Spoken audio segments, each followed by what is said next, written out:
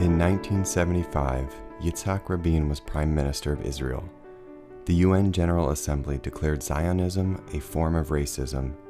The movement to free Soviet Jews was at its height, and writers Elie Wiesel and Leonard Fein launched Moment, an independent magazine of no single ideological position, save, of course, for a commitment to Jewish life. From the beginning, Moment covered topics that excited and concerned the American Jewish community, and in 2004, Moment passed to a new generation that brought its first-rate journalism into the future. Today, Moment is a thriving, award-winning multimedia platform for civil debate and conversation, trustworthy journalism, literary criticism, and unique projects. In a time of dangerous polarization, Moment gives voice to the broad political and religious spectrum of the Jewish community. And, as it has done for 45 years, Moment exposes the roots and manifestations of anti-Semitism and other prejudices in the U.S. and around the world. The story never changes. All that changes is who gets to write it. For nearly half a century, Moment has been writing that story, bringing hope and wisdom to uncertain times. With the help of our friends and supporters, we will continue the story for years to come.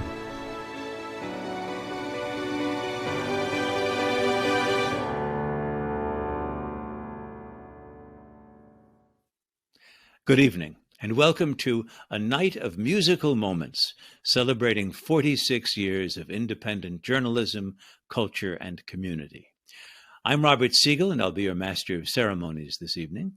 And with me is Nadine Epstein, who's the editor-in-chief and CEO of Moment. We have a very special evening planned to celebrate Moment and also some very accomplished men and women. Thank you, Robert, for once again being our master of ceremonies for this important event. And thank you all for joining us. There will also be music tonight. We have some wonderful performances by artists who contributed to our award-winning soundtrack of the Jewish people. You'll be meeting these artists soon. Now, just about now, if this were another year, another place, say if we were all together in the same room, I'd probably be asking you to turn off your cell phones. Instead, I find myself asking you to do the exact opposite, because you need your cell phone to text a message, Moment 2021, to 44321. You can see that number on the screen below. You'll receive there a secure link through which you can give to Moment. I don't remember a time when independent, trustworthy journalism was more needed and when your support was more critical. And if you haven't seen it yet, you can also download or look at our program at momentmag.com. It has a lot more about the people whom we're being honored tonight and a lot more about Moment's important work. Thank you, Robert, and thank you for being Moment's special literary contributor. Robert's book reviews and interviews are terrific. If you are not reading them, you are really missing out. Let me just say that Moment would not be here tonight without our many friends and supporters, some of whom we're honoring tonight. And this evening would not be possible without our wonderful gala committee: Esther Coopersmith, Catherine Gandel, Phyllis Greenberger, Connie Crouppen, Janet Pitt, Amy E. Schwartz, and Gwen Suarez. I also want to thank our board chair, Elizabeth Scheuer, for all her help, and say special thanks to Catherine Gandel, Lloyd Goldman, Carol Brown Goldberg, Sharon Karmazin, Bob and Sherry Weiner, Peter Lefkin, Lenny and Celia Schuckman, and Michael Gelman. Your support is so important. And to former board chair Ann Lewis, and special friends Andrew Ammerman, Wolf Blitzer, and Sandy and Linda Galanter. I am so grateful to all of you. This has been a tough year for a Moment, but despite the challenges, it's also been a good one. We've won awards for our print publication, our website, and our digital presence. We've demonstrated that Moment is providing high-quality content across platforms to reach our audience wherever they are. And to have done it so well, with most of our staff still working remotely, shows how much we've grown into this new multimedia age. There's a lot of information about our work and the many creative projects we run and manage in your program, so please take time to read it. Remember, we cannot do this work without your help, so please also take a moment to text a message to Moment 2021 to the number 44321, or call us. We're here. The information is on the screen below and on our website.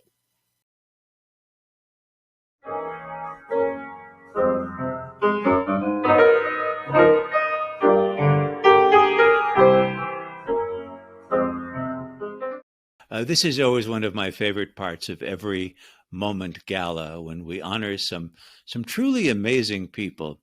And we start tonight by honoring Moment board member Leonard Schuckman.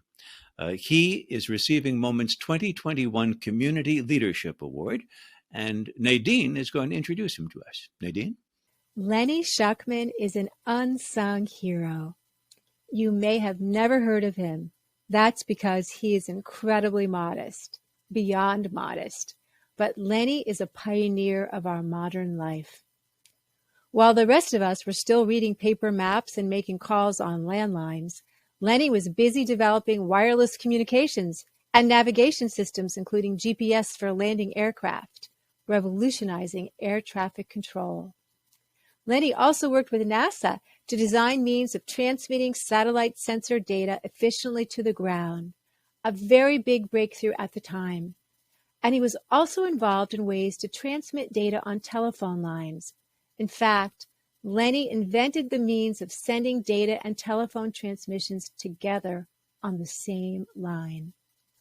This is just a small part of what he has achieved in his career, a career that's been marked by project after project and patent after patent. Lenny is a very humble man, a self-made man born in New York City, a child of immigrants from Bessarabia and the Ukraine. At home, his parents spoke Russian and Yiddish to each other and English to Lenny and his sister. He was a kid who loved mathematics, but he had an advisor in high school who associated math with accounting, and she had a nephew who was a successful accountant.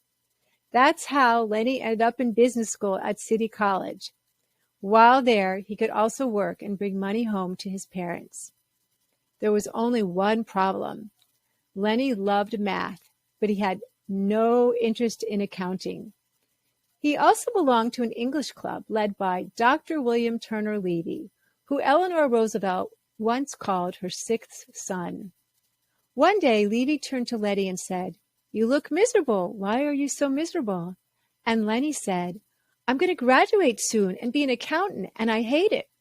"Well, what do you want to do?" Levy asked Lenny. And Lenny told him, "I want to do something with real math.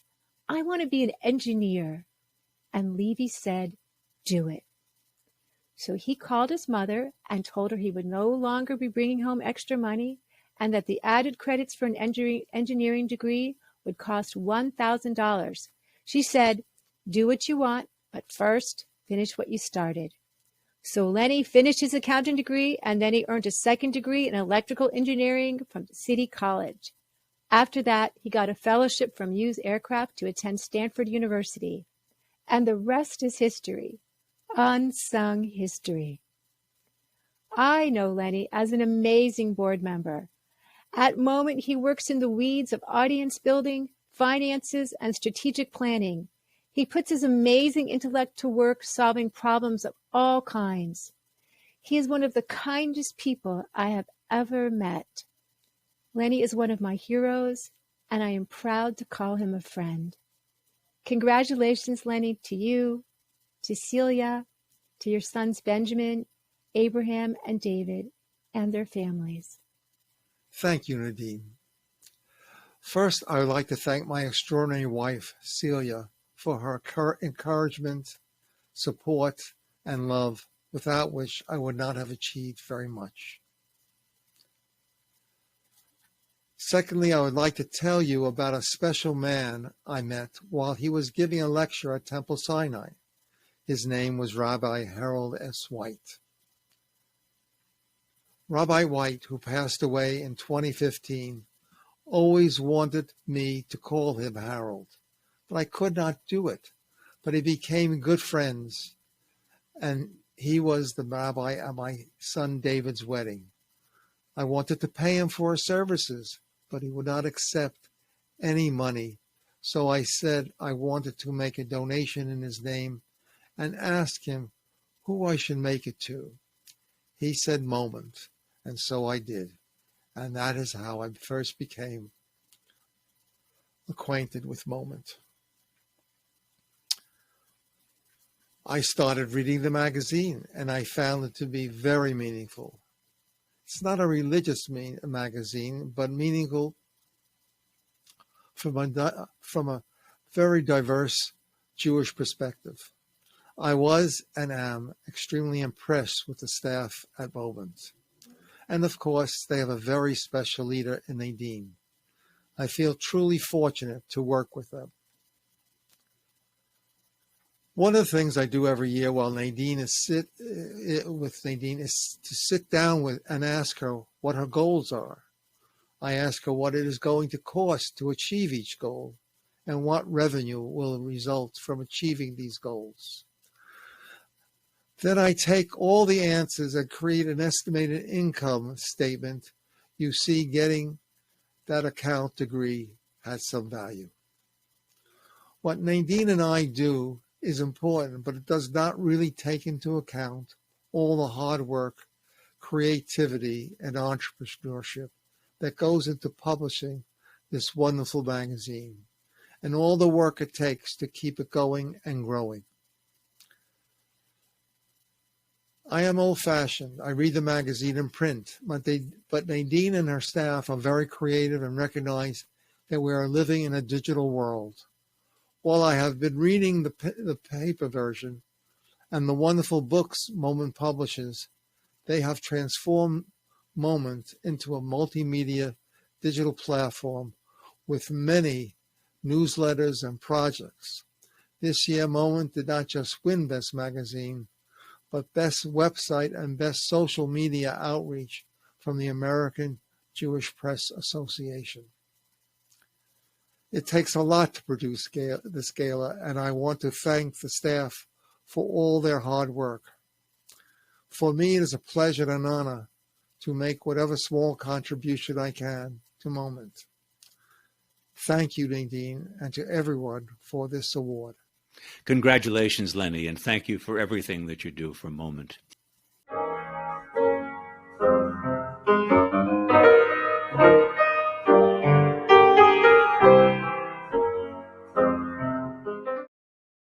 And now, Gloria Levitas will introduce the 2021 Mitchell and Gloria Levitas Literary Journalism Award.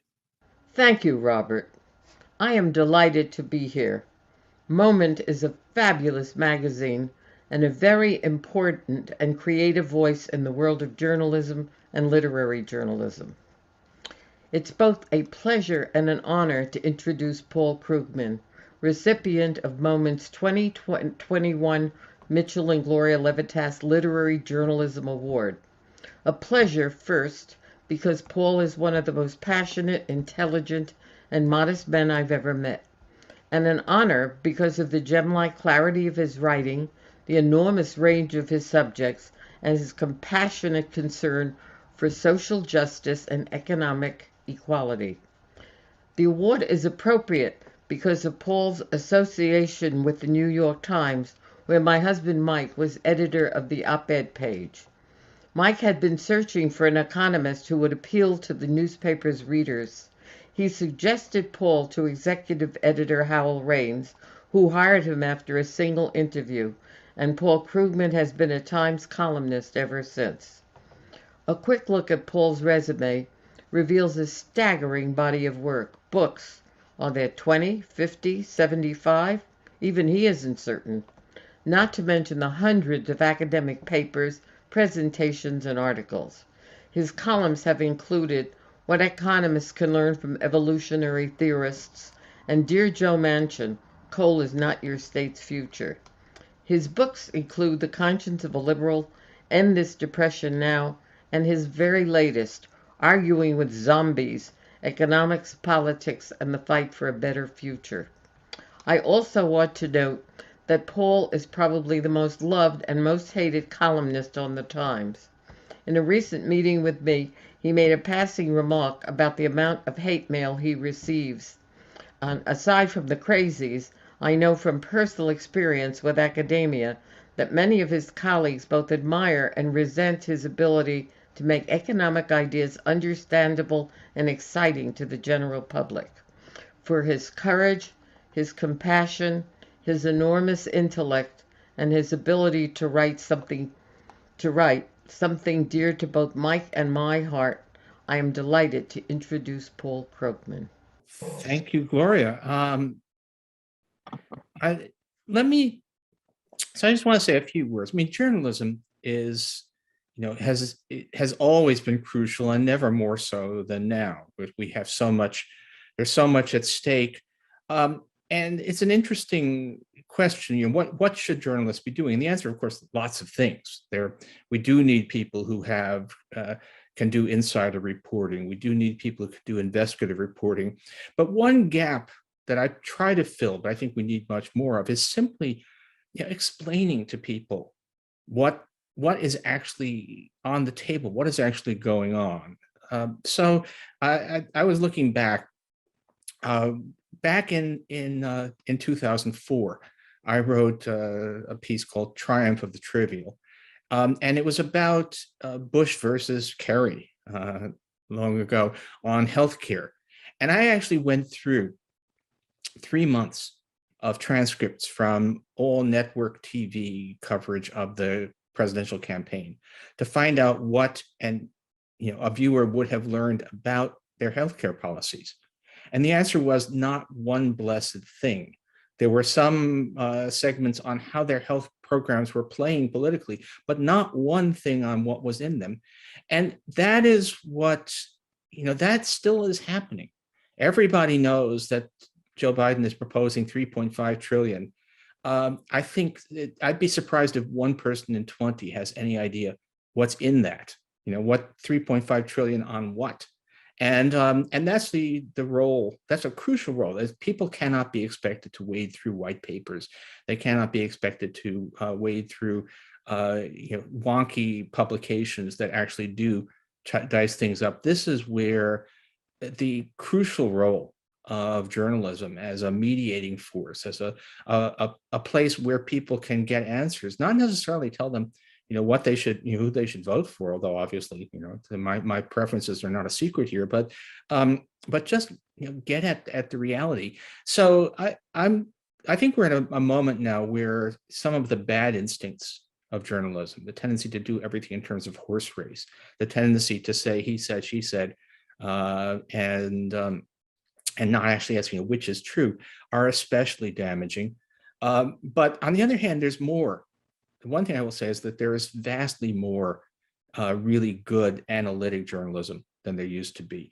So in some ways, I'm hopeful that we can be looking at a better future for journalism. Of course, that's assuming that America as we know it survives, which is the kind of the question on the table. But getting past that, let's look forward to a better age of even more informative journalism.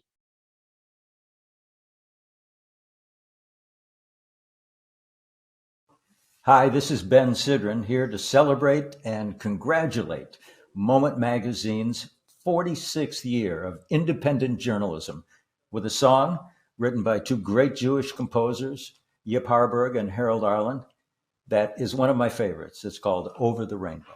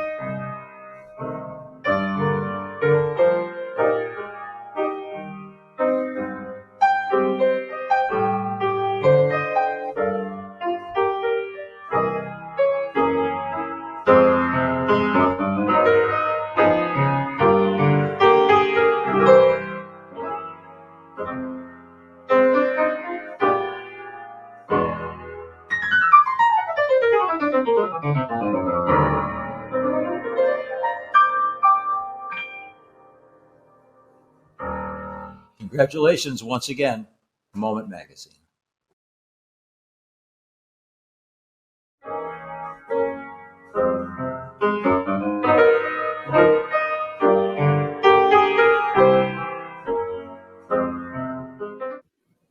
We're now going to present Moment's Creativity Award to Annette Insdorf.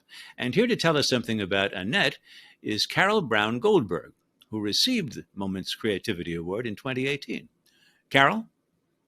It is my greatest pleasure and honor to introduce the prolific, creative, brilliant, and charming Annette Insdorf. I feel as if adjectives were invented for speaking about Annette. Annette Insdorf is an educator, producer, author, and full-time professor at Columbia University's School of the Arts, whose classes, I have been told, are standing room only. She has been the curator and host of the 92nd Street Y's series, Reel Pieces, REEL, for more than 3 decades, and in 2020 was a recipient of their Extraordinary Woman Award. Annette Insdorf has moderated over 300 film presentations at the 92nd Street Y and interviewed cultural icons including Martin Scorsese, Meryl Streep, Daniel Day-Lewis, Pedro Almodovar, Angelina Jolie, and Al Pacino, just to name a few. I am told that she watches at least 1 film a day, and I can confirm that she answers her emails within 24 hours. Her books about film include Indelible Shadows, Film and Holocaust, which is considered a crucial text in the field of Holocaust cinema. She has written about the French director Francois Truffaut, and she has written about Polish directors, including the cinematic giant Krzysztof Kieslowski, as well as the American film director and screenwriter Philip Kaufman. No one has written more broadly or more internationally about contemporary cinema than Annette Insdorf.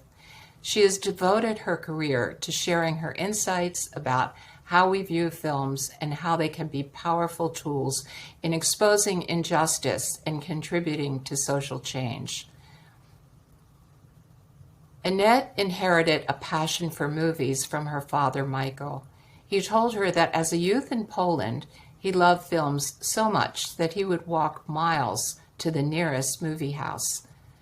Annette also attributes much to her mother, Cecile Insdorf, who was a professor of French literature and film at Hunter College for 33 years. Her mother taught her to be disciplined with a work ethic that respects deadlines. In 1999, Annette married my husband Hank's cousin, Mark, and that brought her incandescent light even closer within our family. And when Annette's mother, Cecile, was alive and in her late 70s, Hank and I spent some time with Mark, Annette, and Cecile. Annette was always nurturing, responsive, and considerate to her mother's needs. Both Hank and I were struck by the sensitivity she showed her family, friends, and students. Her attentiveness to language brings clarity to each conversation, and it is her listening ability that makes her unparalleled in the film field of cinema. Annette's generous spirit and empathic nature are embodied in her philosophy. She once said in an interview, quote, "For me, the greatest works of art and the noblest individuals inspire empathy and/or forgiveness. Every human being is alternately vulnerable, resilient, worthy at the very least of a sympathetic gaze," unquote. She goes on to say, quote, it's unlikely that any of us will change the world. But if we try to improve life for those around us, what a great start. And Annette, you continuously do just that. You inspire us all to be our better selves. It is my distinct pleasure to introduce Annette Insdorf the recipient of Moment Magazine's 2021 Creativity Award. Thank you, Carol. Such beautiful words. I am extremely grateful. And I'm very grateful to Moment Magazine for this honor.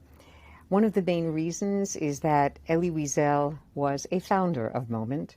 I was fortunate enough to know him, and I continue to be inspired by his quiet wisdom, his unquenchable thirst for social justice, his stubborn faith in Judaism, and his fierce devotion to educating the world about the Holocaust. He wrote the foreword to the second edition of my book, Indelible Shadows, Film and the Holocaust. And while we disagreed about the worth of many movies, we both understood how important motion pictures are in creating awareness of the Shoah.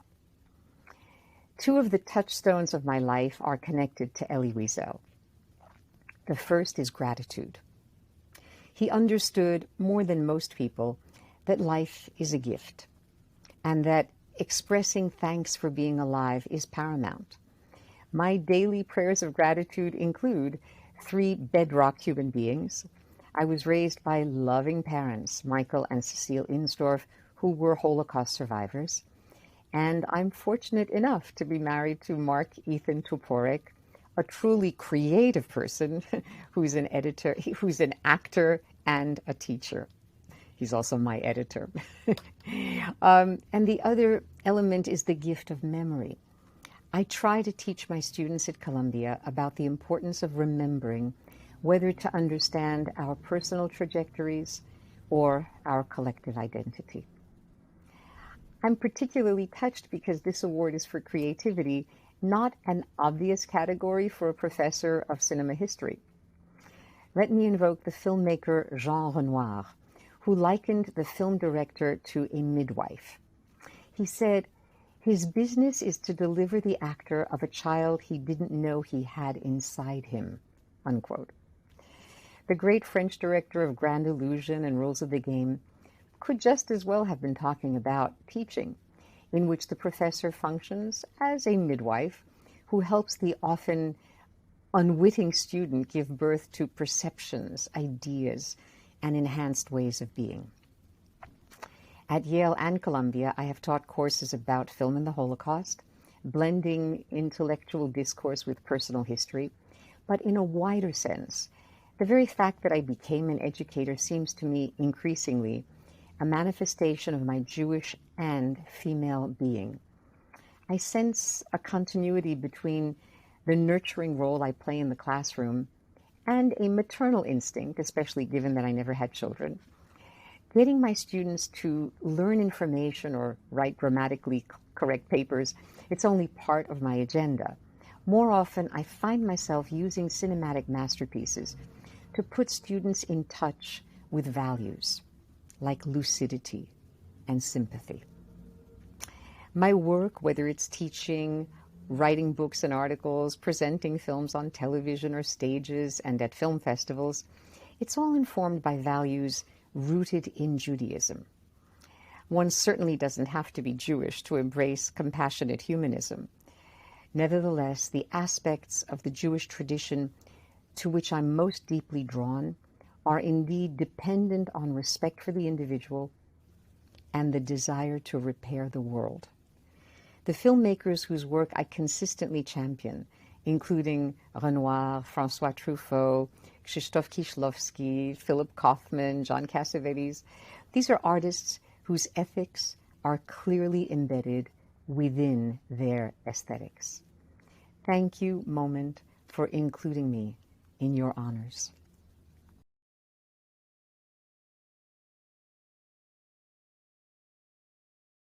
The great journalists at Moment Magazine are doing award-winning work. They're producing stories that you won't find anywhere else. I'm always impressed with their thoughtful, balanced journalism and creative projects. I hope you will join me in supporting this important organization. Thanks so much for your support.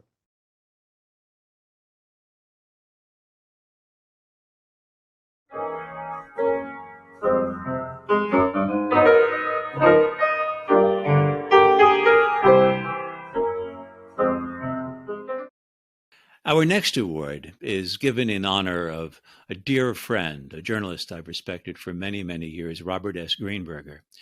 Bob Greenberger helped Nadine establish the Daniel Pearl Investigative Journalism Initiative that supports reporters around the world who expose anti-Semitism and other forms of bigotry and persecution.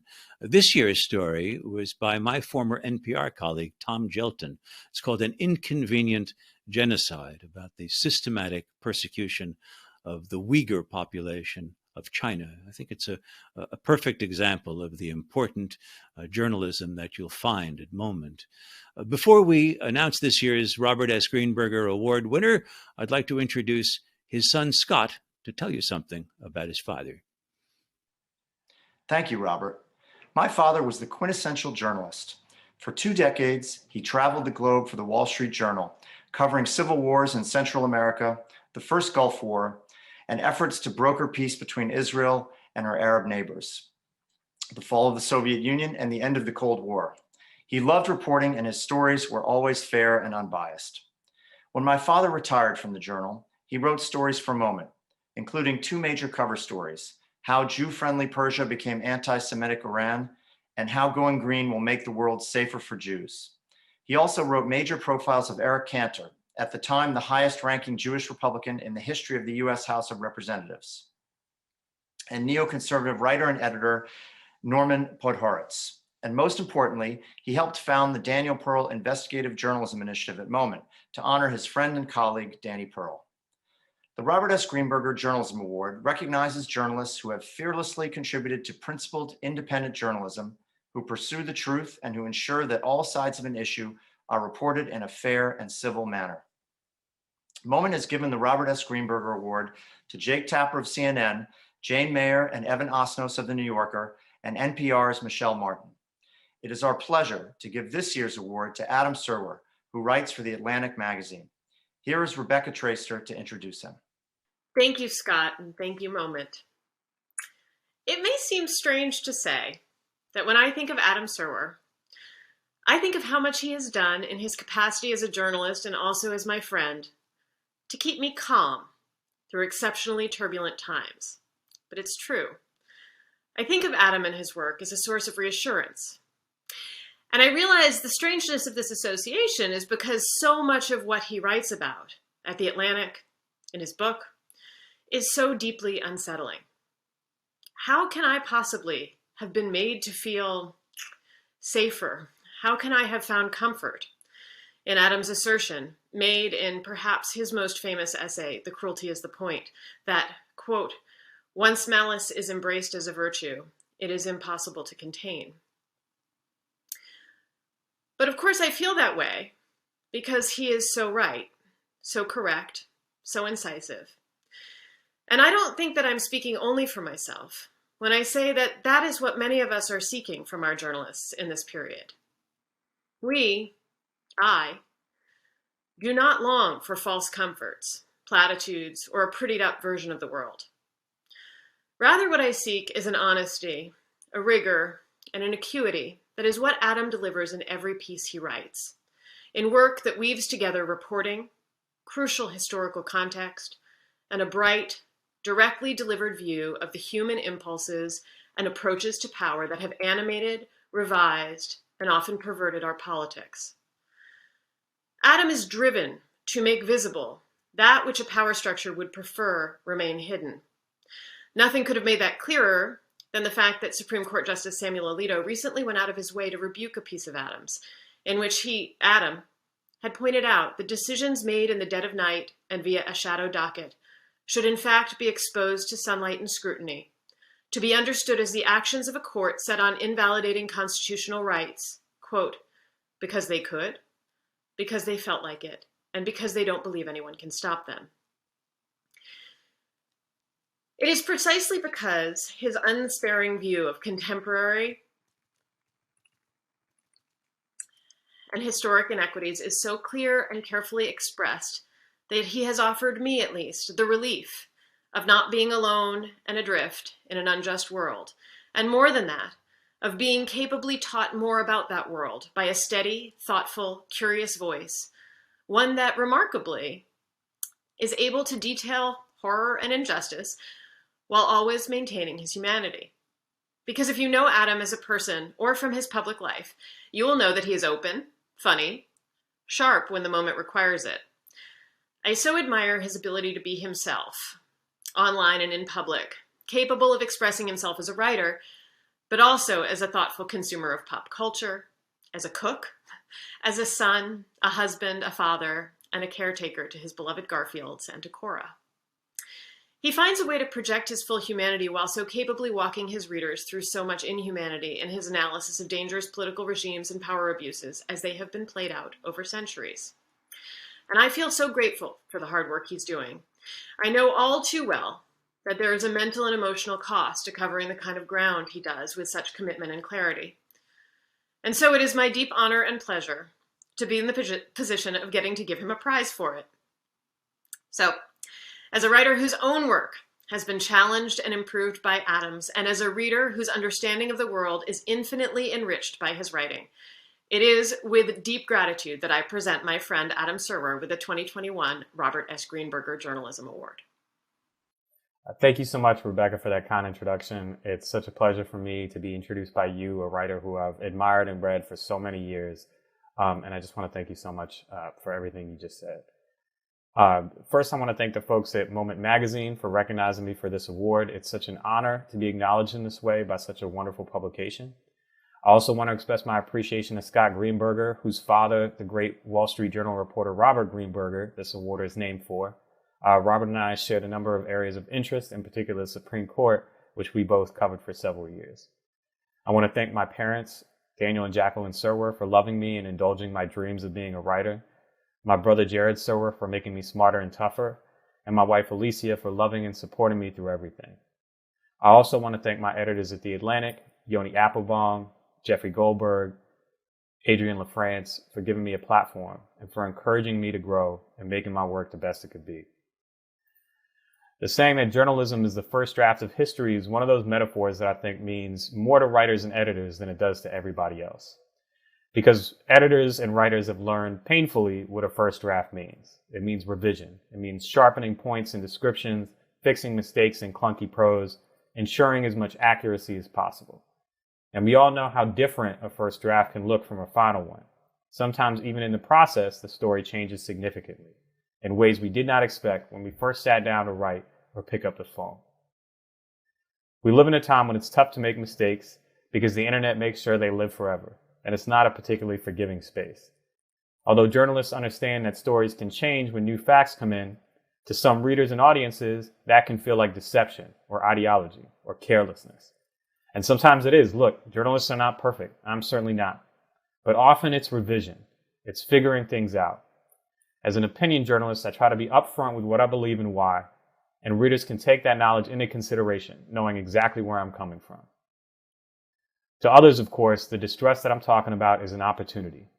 If you want to cultivate an audience for alternative facts, it helps to portray any journalistic error as part of a sinister agenda. Never mind that the people who do this are often far more deceptive. It's unfortunately true that one can build a loyal following by telling people what they want to hear, even if it's not true. Worse, when that following encounters a reality they were misinformed about, they get angry at the people telling them the truth. That leaves journalism in a precarious place today. An informed public is necessary for a healthy democracy. But there are people who do not want democracy to be healthy and do not want people to be informed. They want to raise the level of distrust and uncertainty to the point that reality itself becomes malleable, and they can exploit that process of revision to rewrite history rather than refine our understanding of it. As W.B. Du Bois wrote in Black Reconstruction in America, with sufficient general agreement and determination among the dominant classes, the truth of history may be utterly distorted and contradicted and changed to any convenient fairy tale that the masters of men wish. There are no simple answers on how to face this.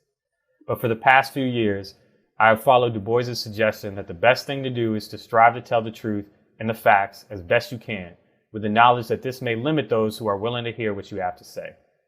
When Du Bois wrote that, he was a dissenter from the scholarly consensus that Reconstruction had been a tragic mistake, a shameful era of Negro tyranny, rather than an imperfect attempt at building a multiracial democracy in America.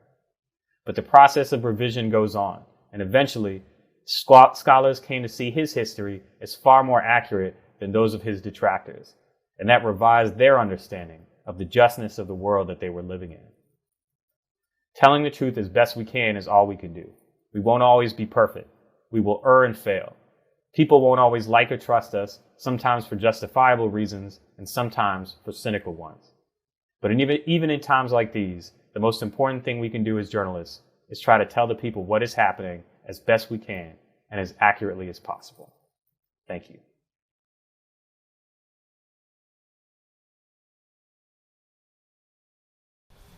Hi, I'm Rabbi Menachem Creditor, and I'm delighted to be with the Moment community tonight to share my song Olam Chesed Yibaneh.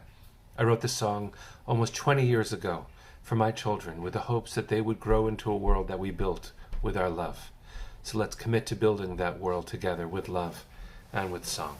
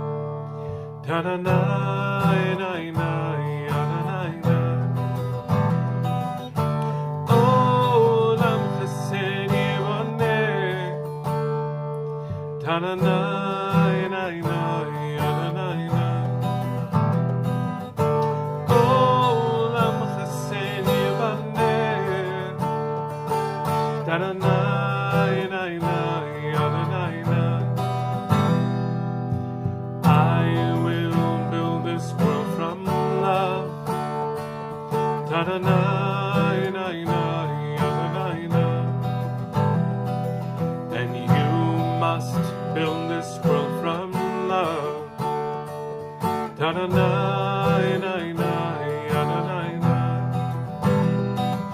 And if we build this world from love,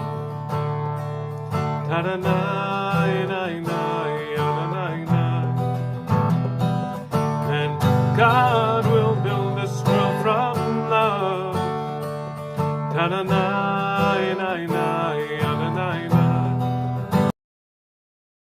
Congratulations to Moment on celebrating 46 years of independent journalism. Mazel tov.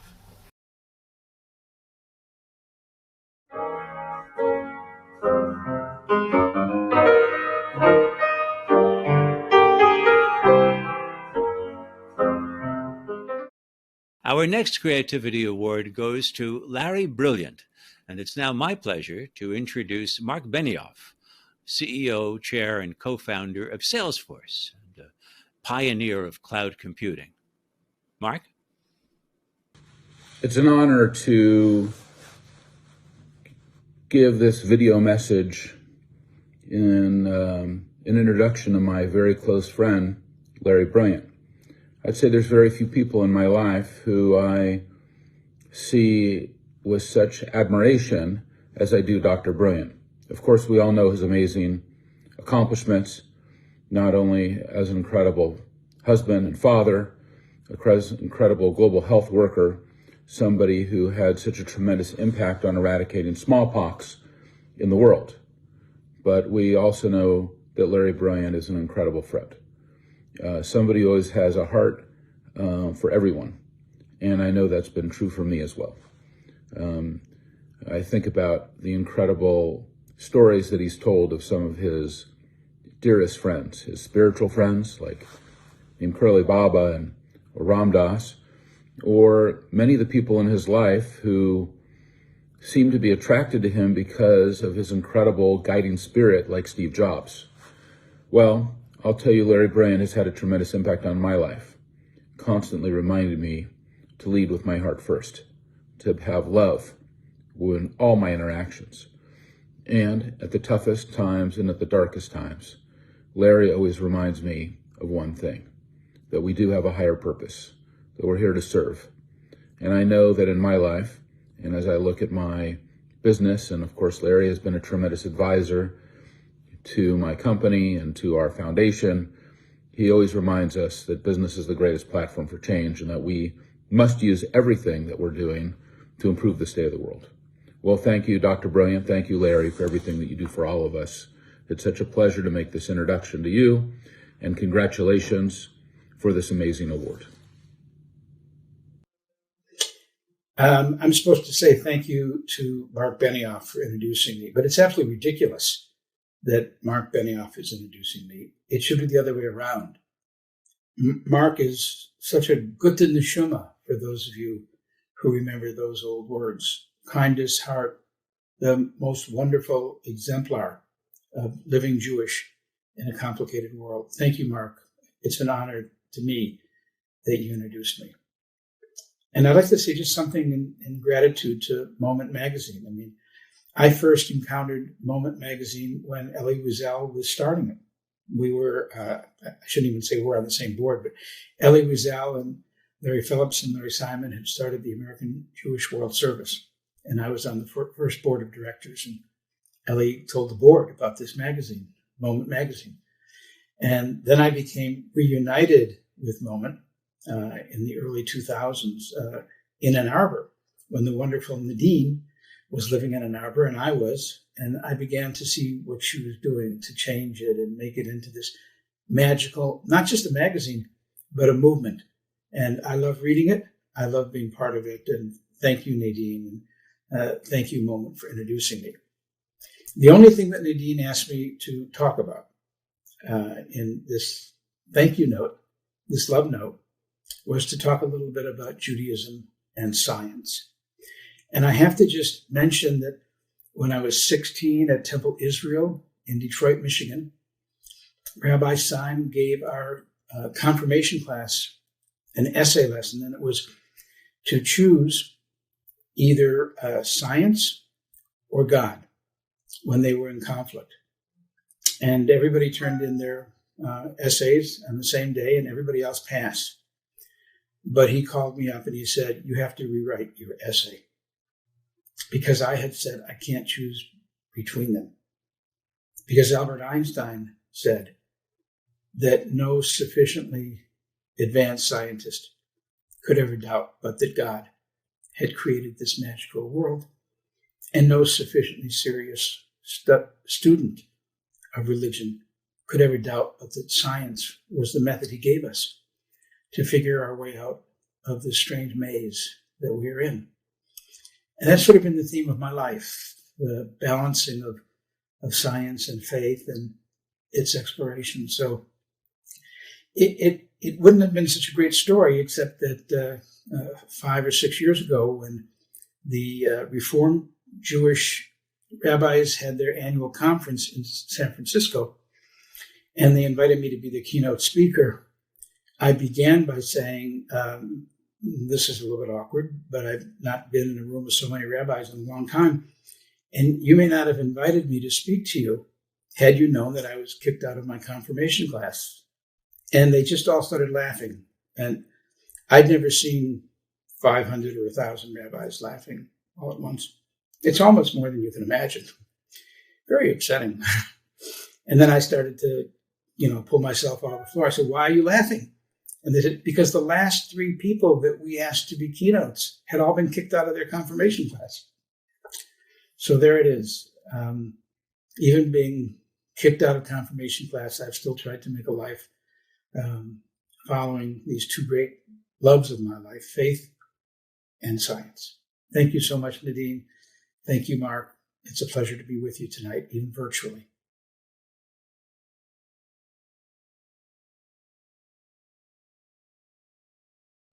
Good evening.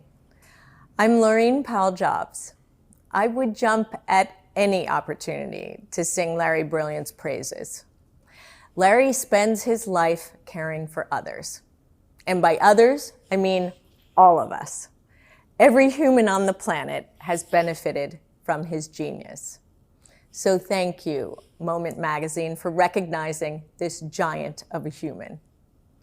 Larry, you have shared your wisdom so generously with all of us and helped us find new ways to stay healthy, keep one another safe, and tend to the most vulnerable among us. Thank you. And Larry, for me personally, you are precious to me and to my family, and we treasure our loving friendship.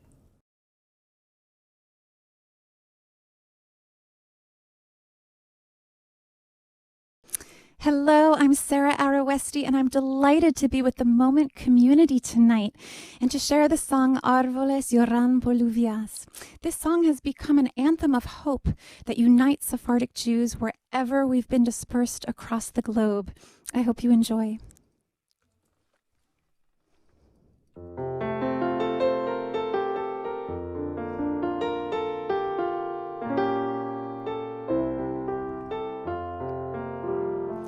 Árboles lloran Bolivias y montañas por aires, así lloran los mis ojos por ti, querida amante, así lloran los mis ojos por ti, querida amante. Torno y digo, ¿qué va a ser de mí?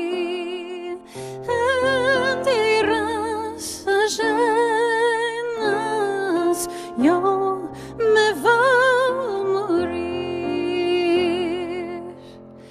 Blanca sos, blanca vistes, blanca la tu figura,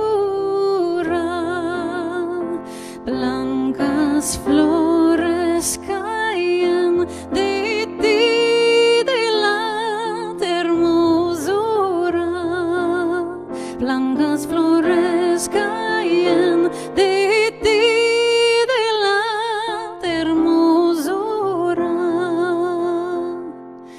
Torno y digo, ¿qué va a ser de mí?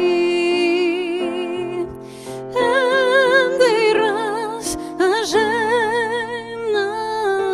yo me voy a morir. Congratulations to Moment on celebrating 46 years of independent journalism.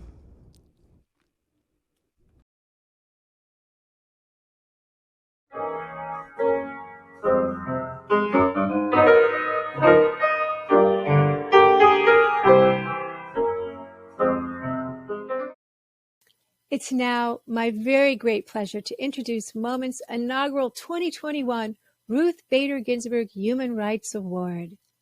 We presented our first Human Rights Award 2 years ago to Supreme Court Justice Ruth Bader Ginsburg. Justice Ginsburg was a friend and a devoted reader of Moment. So tonight, we are presenting the inaugural Ruth Bader Ginsburg Human Rights Award to Congressman Jamie Raskin. His commitment to social justice and democratic values embody those ideals that Justice Ginsburg stood for. And here to introduce Congressman Raskin is Elizabeth Alexander. Elizabeth is an American poet, an author, and the president of the Andrew W. Mellon Foundation. I am a huge fan of her work.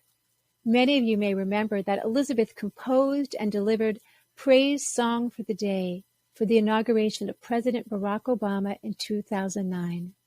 Elizabeth, it's an honor to have you here with us tonight. Good evening. It is my great pleasure to introduce Congressman Jamie Raskin, who we are celebrating tonight with the inaugural Ruth Bader Ginsburg Human Rights Award. For those of us who are fortunate to know Jamie well, and for those of us who witness his deeds throughout the nation and in his state, this honor comes as no surprise. His unflinching integrity, his unshakable commitment to justice, and his keen and discerning mind are legendary. He is a professor, he is an author, he is a Maryland state senator, he is a United States congressman. He's been recognized for his extraordinary knowledge of and powerful devotion to the Constitution. I also want to say congratulations to my friend. Jamie Raskin is one of the oldest friends I have in this life.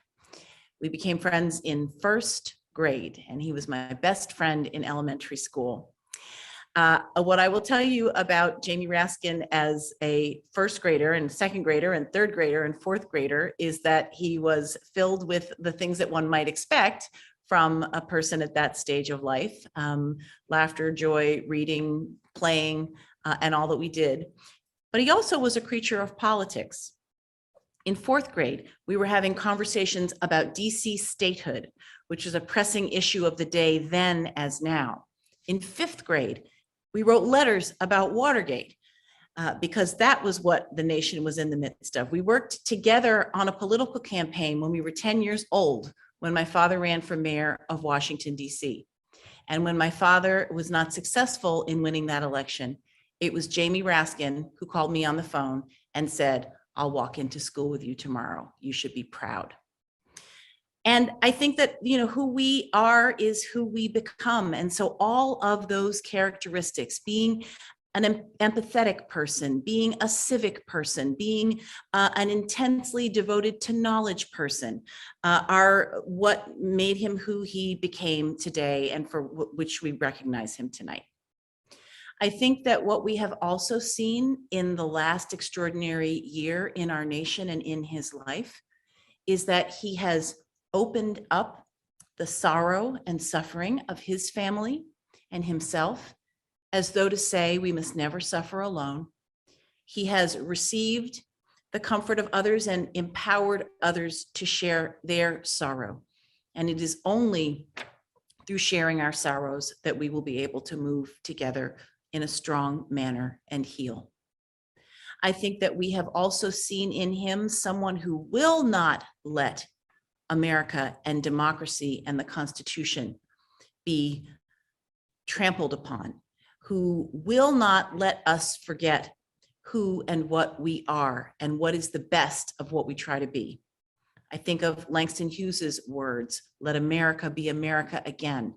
And that is something that seems like a guiding light to Jamie when we saw him lead us with his extraordinary team, which also showed us Jamie Raskin as mentor through the impeachment hearings.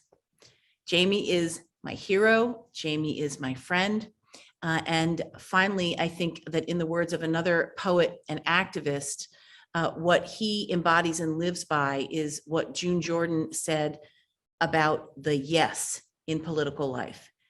She said, "You always need to know not only what you are fighting against, but what you are fighting for. You have to move to the yes. You have to ask, where is the love?" And I think that that exemplifies our dear Jamie Raskin, who we honor tonight. Hello to all my friends at Moment Magazine and everybody who's assembled tonight. Thank you to my wonderful, extraordinary friend, Elizabeth Alexander. I think I've known her longer than I've known anybody, and she's been my favorite poet ever since I was a little boy, and she will always be my favorite poet, and I hold you close to my heart, Elizabeth. Thank you to Moment Magazine for conferring upon me this extraordinary honor. I am skeptical about awards, I've got to tell you. Part of that is that when I was a kid, whenever I got an award or anybody got an award, my father would say, "Never forget that Henry Kissinger got the Nobel Peace Prize." And I have come to understand what he means by that. As soon as I was elected to office, I started getting a lot of awards, and for a lot of them for things I didn't necessarily deserve. So I've gotten in the habit of turning them down. But this is one award that I found absolutely irresistible, not because I think I deserve it, but because I would like to work to deserve it. And I will pledge to you that I will work every day of my life to deserve this award. And I also want to accept it out of my love and respect for Moment Magazine and the powerful role that it plays in the journalistic community. And also, I want to accept it because of my love and my admiration for the late great Justice Ruth Bader Ginsburg, and for her amazing spirit and legacy, and for her great family. So for all those reasons, I accept this award humbly, and I will view it as a constant reminder of what it is I'm trying to do in public life. So Ruth Bader Ginsburg showed us what it meant to have a career dedicated to justice and the common good, the equal rights of everyone.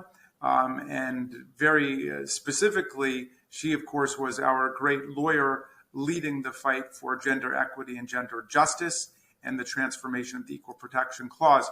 We still don't have the ERA yet in our Constitution. We will get it. But in the meantime, we've got those very well elaborated and defined principles that Justice Ginsburg has spelled out in our Constitution, both through her advocacy and through her jurisprudence. And beyond even that, she also has been such a great champion for the voting rights and the democratic rights of the people. I will always treasure her great dissenting opinion in Shelby County versus Holder, which is such an inspiration to those of us in Congress who are fighting to repair the damage done by the Supreme Court in that terrible decision cutting the heart out of the Voting Rights Act. So in any event, there's a lot to celebrate tonight in Moment Magazine, in Ruth Bader Ginsburg, in the struggle for human rights and democracy, which I consider myself to be part of. And I am very proud to be part of that struggle and that tradition. And for that reason, I humbly accept that award with the proviso that I'm not certain I deserve it, but I will continue to work to deserve it every day of my life. Thank you very much.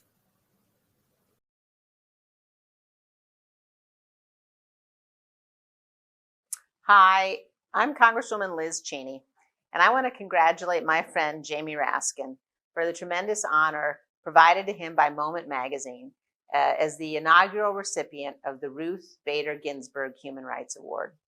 Jamie and I come from different political parties, and we don't agree on a number of issues, but we do agree about the Constitution and the importance of defending the Constitution, the importance of doing what's right, and that there come important moments in the life of this country where we have to come together above politics and above partisanship. I am really honored to serve with Jamie. I'm honored especially to call him a friend. And I think that Moment Magazine has made a tremendous selection. I couldn't be prouder, and I want to just send my congratulations to Jamie Raskin for everything that he's done for the Constitution, for this country, for standing up for what's right, and congratulate him on this tremendous honor tonight. So congratulations, Jamie. Can't imagine a better, more deserving recipient of the Ruth Bader Ginsburg Award. Thank you. That was wonderful. We're now coming to the end of our program, and I'd like to thank all of you for being with us tonight. Your support makes Moment's work possible. So please text a gift to Moment 2021 at 44321, or call us. We have staff standing by to take your calls. Thank you so much, Robert. You're a great friend to Moment, and as always, you've been a wonderful master of ceremonies. Before we leave, I want to again congratulate tonight's amazing honorees and thank our special guests and wonderful entertainers. And thank you to everyone on our board, the Greenberger family, the Levitas family, our sponsors, our volunteers, and the incredible Moment team.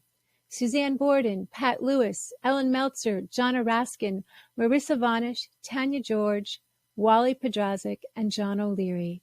We could not do this event without you.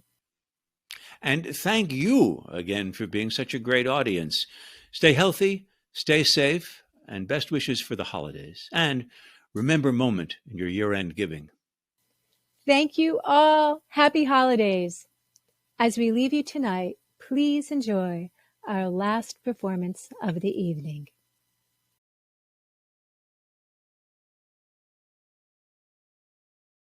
Hi, my name is Micah Hendler, and I'm the founder and artistic director of the Jerusalem Youth Chorus, an Israeli-Palestinian music and dialogue project that I founded in 2012 for young singers from East and West Jerusalem. With Hanukkah coming up so soon, we wanted to send a message of light and of hope that can come from the smallest acts. Here's Light One Candle.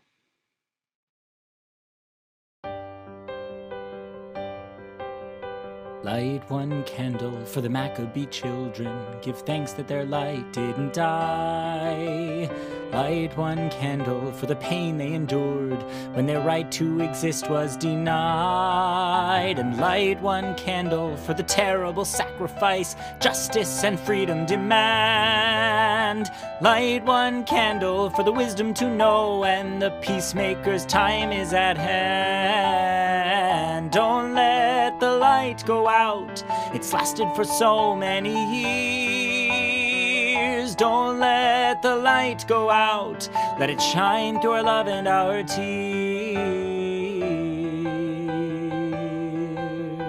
Light one candle for the strength that we need to never become our own foe. And light one candle for those who are suffering the pain we learned so long ago. And light one candle for all we believe in, that anger not tear us apart. And light one candle to bind us together with peace as the song in our hearts. Don't let the light go out. It's lasted for so many years. Don't let the light go out. Let it shine through our love and our tears.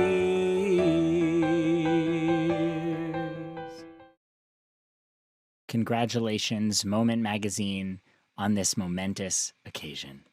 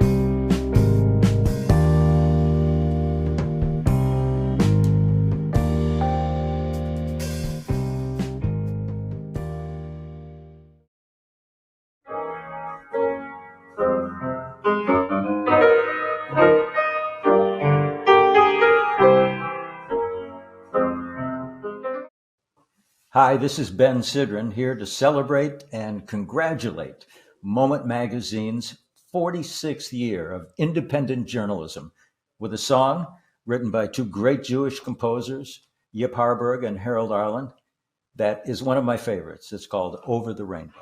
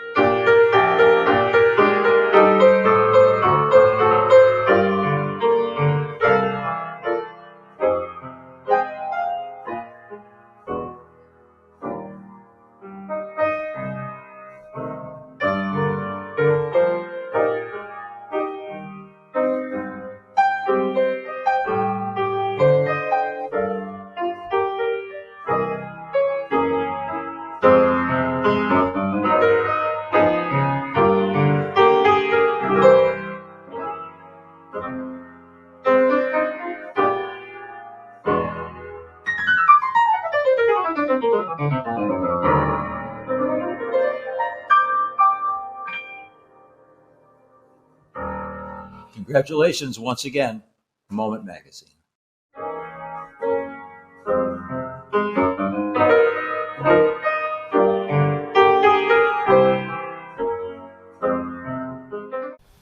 Hi, I'm Rabbi Menachem Creditor, and I'm delighted to be with the Moment community tonight to share my song Olam Chesed Yibaneh. I wrote this song almost 20 years ago for my children with the hopes that they would grow into a world that we built with our love. So let's commit to building that world together with love and with song.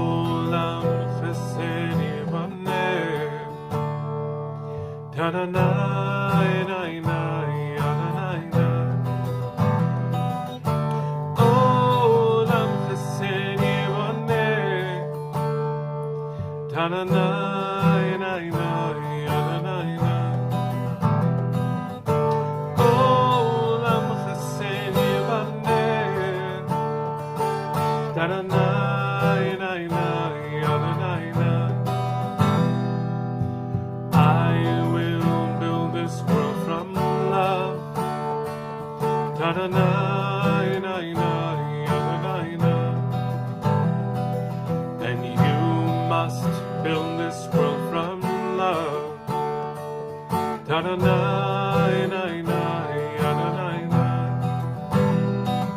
And if we build this world from love,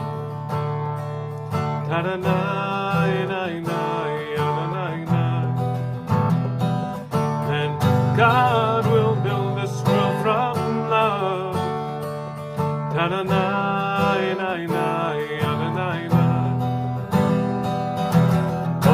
Olam chesed yibaneh.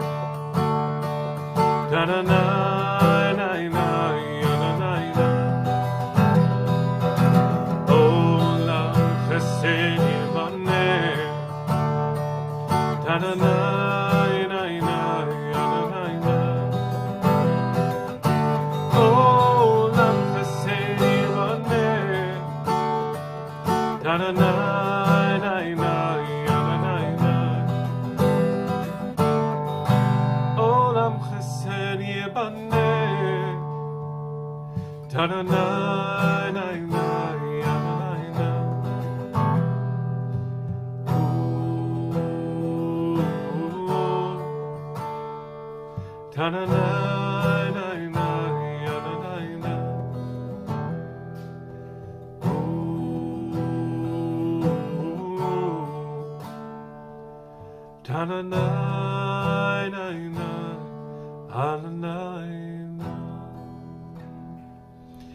Congratulations to Moment on celebrating 46 years of independent journalism. Mazel tov.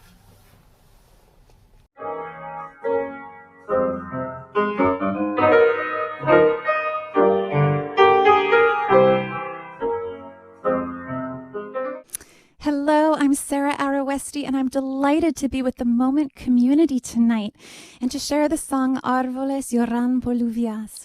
This song has become an anthem of hope that unites Sephardic Jews wherever we've been dispersed across the globe. I hope you enjoy.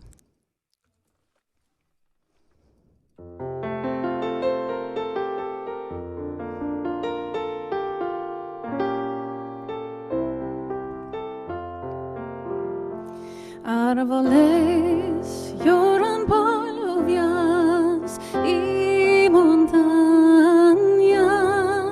por aires.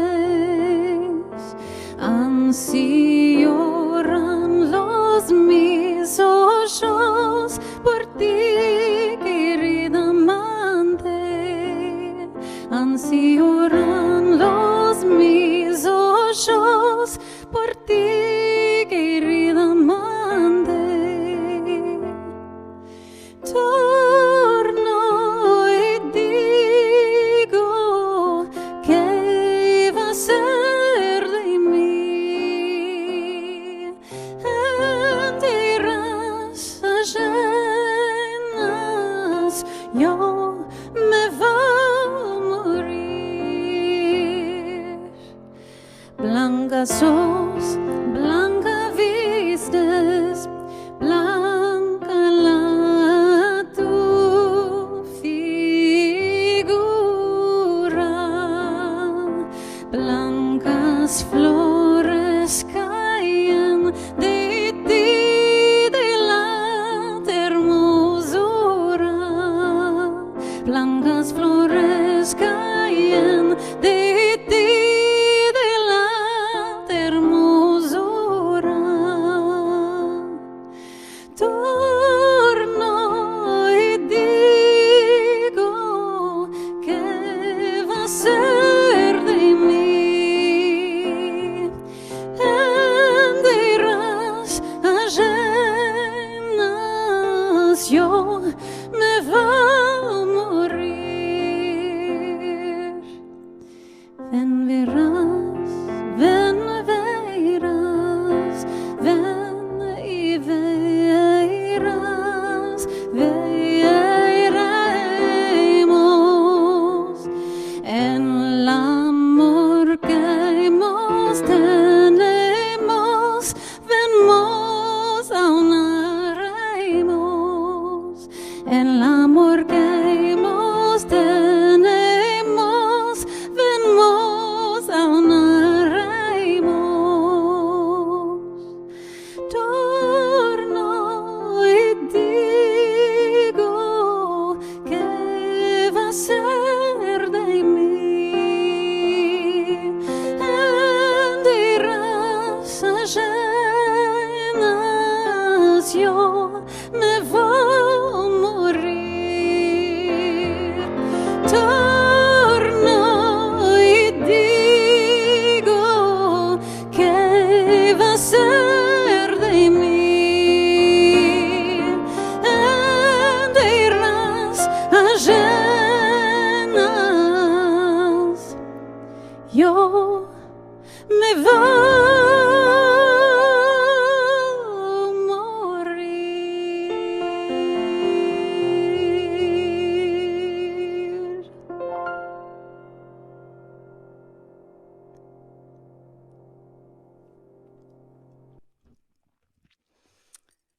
Congratulations to Moment on celebrating 46 years of independent journalism.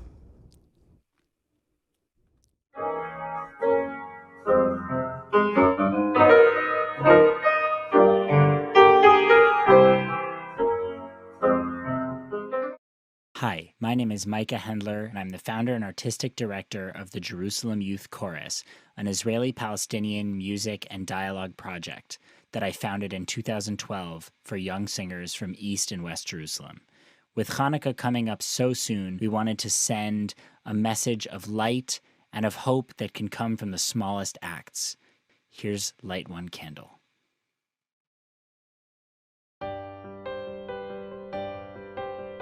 Light one candle for the Maccabee children. Give thanks that their light didn't die.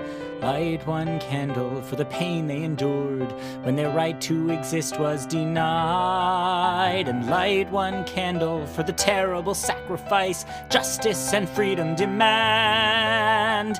Light one candle for the wisdom to know when the peacemaker's time is at hand. Don't let the light go out. It's lasted for so many years. Don't let the light go out. Let it shine through our love and our tears. Light one candle for the strength that we need to never become our own foe. And light one candle for those who are suffering the pain we learned so long ago. And light one candle for all we believe in, that anger not tear us apart. And light one candle to bind us together with peace as the song in our hearts. Don't let the light go out. It's lasted for so many years. Don't let the light go out. Let it shine through our love and our tears.